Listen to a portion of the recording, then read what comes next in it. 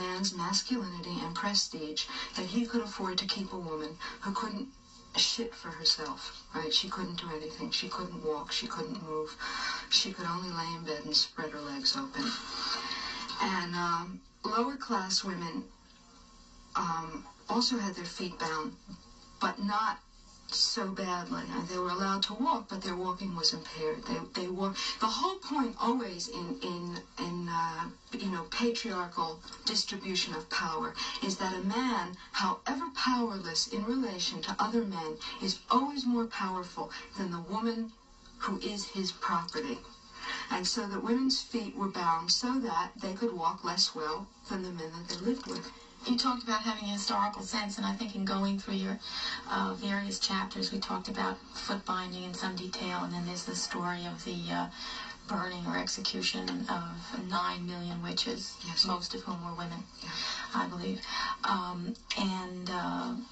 The question that leaps to mind is why. And some people have economic theories, and there are various theories of how society benefits.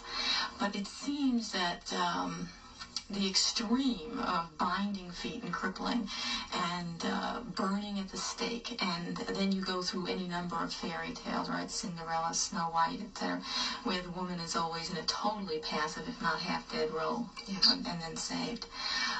So that's the common culture, right, reinforcing this genocide. Why? What is it in the human circumstance besides money making? I mean, or maybe you think it is money making. I don't know that creates this situation. Well, I mean, money making comes later, and women were money. Women were the medium of exchange, the first medium of exchange, and the first owned objects in patriarchy, as far as we know. That question, it depends on how far back you go. I mean, we can look at the culture that we have, and we can say it happens because women are carnal and men hate that female carnality, and there certainly is an extraordinary body of evidence that indicates that for whatever reasons, female carnality is so horrifying to men. Women are carnal, men are carnal too. Right? Well, no. I mean, not culturally speaking. Mm-hmm. Culturally speaking, men are not carnal. Women are carnal. To go back to where that started, or when that started, or how it started, is so speculative that it doesn't seem useful to me. And one of the assumptions of the book is that by the time I was an adult, I had learned all of this stuff.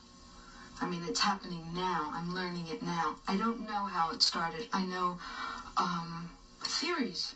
That's all. But we know what is, and that's what we have to do something about, because our lives are at stake. I mean, every day you know the brutality and the violence that women live under. And so that seems to me the priority, to understand. I thought, though, that you offered a pretty compelling theory on when you talk about men sort of separating themselves out of nature, sort of the ecological criticism. Oh, yeah, but when you say why, you see, mm-hmm. then you come to the question of why did they do that? Mm-hmm. I mean, how did that happen? There's no doubt that they've done it. Mm-hmm. And that women have been made to represent the nature that they... Yeah, I'm just saying that I'm very bewildered by that first cause question. Mm-hmm. I don't know the first cause of it. I'm not sure. I mean, I sort of agree with you that it isn't the real question we have to obsess over. There's so much conflicting evidence and so much...